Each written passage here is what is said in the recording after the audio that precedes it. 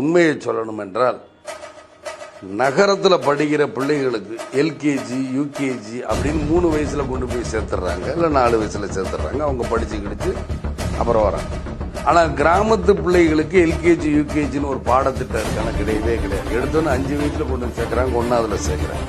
அவங்க எப்படி படிப்பாங்க? படிக்கிறது ரொம்ப கஷ்டப்படும்.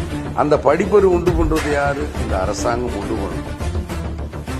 இதுல தான் கல்வி தரம் வேறுபடும். அங்கே எல்கேஜி யூகேஜி, இங்கே எல்கேஜி யூகேஜியே கிடையாது. கிராமத்தில் படிக்கிற ஏழை பிள்ளைகள் நகரத்தில் இருக்கிற மெட்ரிகுலேஷன் பள்ளிக்கூடத்தில்,